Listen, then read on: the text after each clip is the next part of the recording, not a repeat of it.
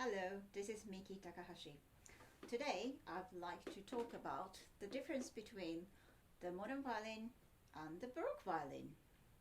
Just the physical differences, not about we are not going to get into the performance practice. So, as you see, the most obvious difference you can see on the screen is the chin rest. The baroque violin does not have any chin rest, no shoulder rest. You could possibly put something underneath, but the modern shoulder rest is a sort of no-go. Also, like this, you can probably see that fingerboard is shorter on the baroque violin. It wasn't needed to start with. They didn't go very high up in the position in the beginning, so it was even shorter before. This is sort of a baroque violin soloist style that it is already slightly longer, and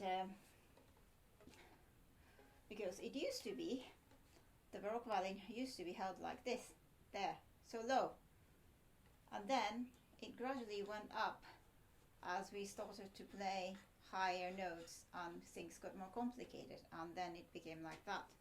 So that's why chin rest was not required until Romantic era.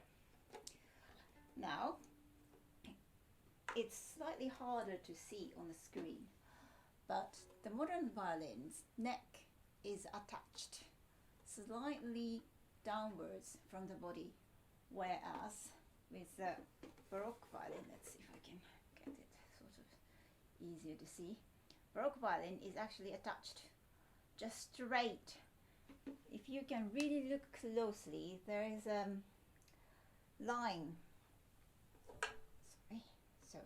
So this line, you can see that there is a wood here attached so that the fingerboard goes closer to the string this way, because otherwise if it's flat then it will be too far from the string.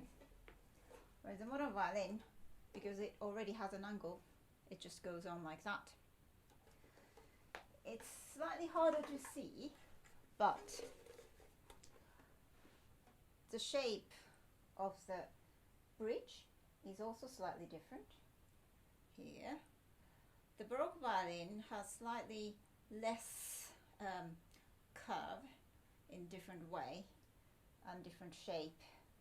As you see, modern violin has a higher arch. Obviously, fine tuner wasn't there back then, so tailpiece is also thinner, flatter. In some cases, tailpiece could have been completely flat as well. This way is not much different. Also, the other things, if you have it in front of you, would be very obvious, but strings are made of completely different materials. So, a modern violin, steely string, and then A and B and G's are silver rounded, either synthetic or gut strings, or actually not even just the steel strings. On the baroque era, they used open gut. So if you can see closer, open gut strings, no wound, on E string, A string, D string, even G string sometimes. In the older times, G strings were also very often open gut G strings. Now, for the practical reasons, I have a zero wounded G string, but this is also made for baroque instrument, that the core gut of this silver wounded gut string is thicker than the modern version of it. So it sounds completely different in that way. Inside the violin, now I can't open this violin and show it to you, but there is something called a little thing called sound post, and that is also slightly thinner on the baroque violin. Also on the other side of along the G string, there is something called bass bar on the other side of the front wood, and that goes somewhere from here to there, and that is also, compared to the modern violin, also slightly shorter and thinner. And historically, the neck of the violin has been attached, attached to the body by nail. So if you buy an old violin, you could actually still see the hole left on the body of here, attached part of the neck and the body. So I think that the main differences.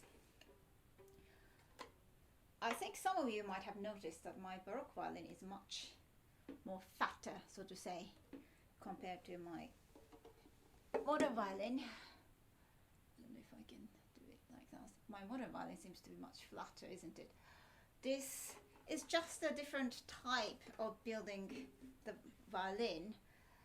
However, this is slightly newer version of it. I think Strad started this way.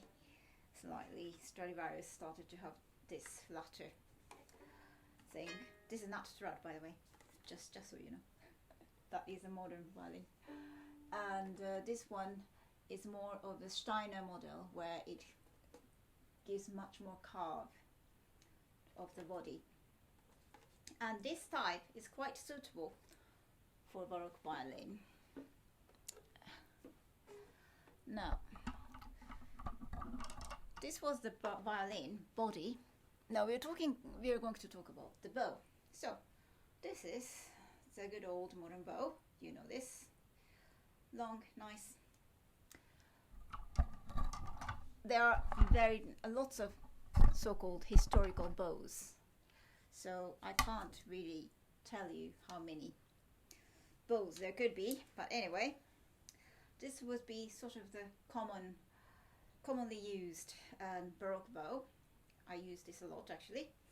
So this is, as you see, the carve of the bow is completely the opposite actually. The bow comes from this bow.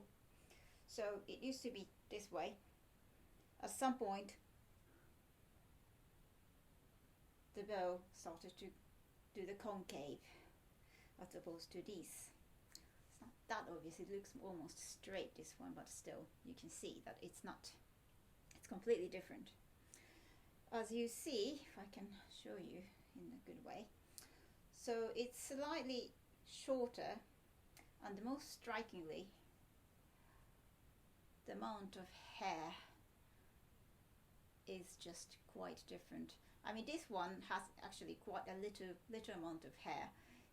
There are wider there are other baroque violin bows which has a bit more hair, but definitely much less than the modern violin bow hair. Now, earlier in the baroque era, they had even shorter bow. So if you compare this, my baroque bow, with my early model baroque violin bow, it's even shorter.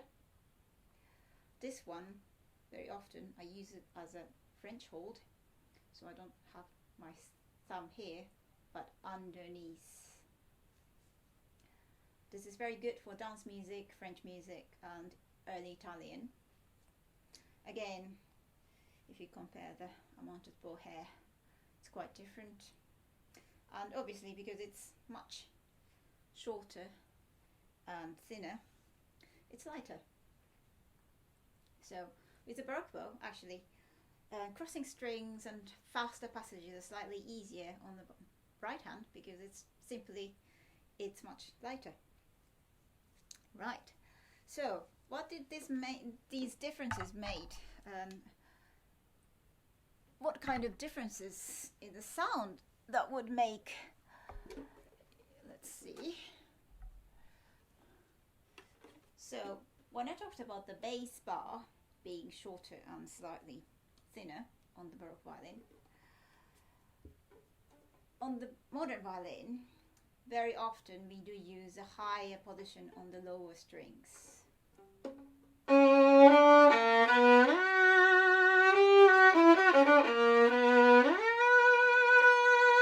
This kind of sound, this is possible with a modern violin. Try doing that with baroque, you're just going to miserably fail. It just won't sound. want to do this on this one, but let's see.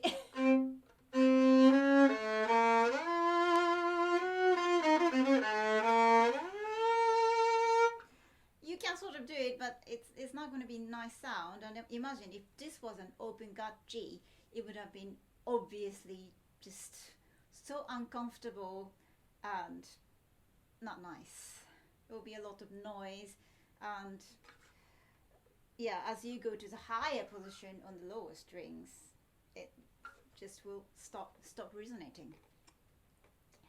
However, because there was less wood and no clump here, Baroque violin resonated really well. It produced much more higher overtones on the instrument and just vibrates quite much more freely. So it's I don't know if this mic can pick up all these differences, but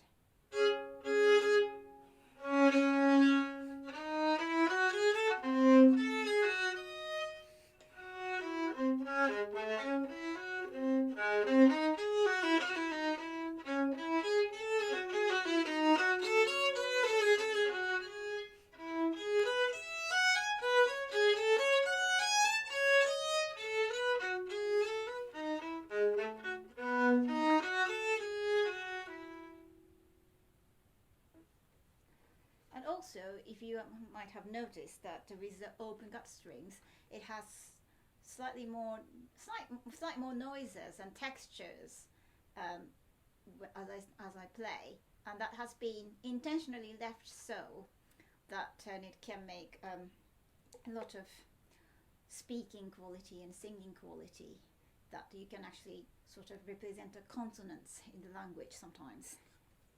So actually, the most important thing I would like to say is that it's not like the Baroque violin was so primitive and it sort of improved into the modern violin.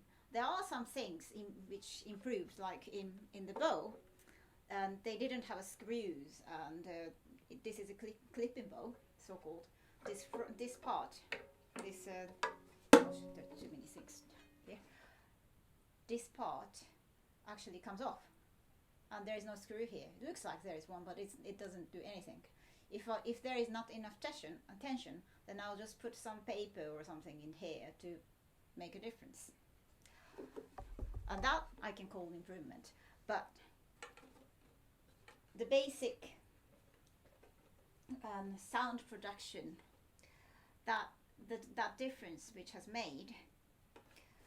been made for the modern violin, it became this way to adapt into the different kind of concert life, which started in the Romantic era, where they started to play instruments in the concert hall for a bigger audience. And Romantic era started to have longer phrases, legato was important, so that the bow became this way, so that you can actually play the long legato, so that you can actually have same pressure at the bottom of the bow and at the tip of the bow. Whereas with this bow, this part of the bow is technically useless. You can play the long note and sort of disappear towards the end. That's about it. If you try to do the seamless legato, which is required on the sort of modern technique, it's going to be really hard. You might be able to do it, but it's really hard to do it. It's not natural. But on the other hand, with this bow, you can make a difference between down bow and up bow, and that's much easier. So that's the difference. And as I say, it's just a stylistic concept which has changed from the Baroque era to the modern era. That the instrument just has changed accordingly. Right. Yeah, I think that's about it. I hope I didn't miss a point. Yeah, that.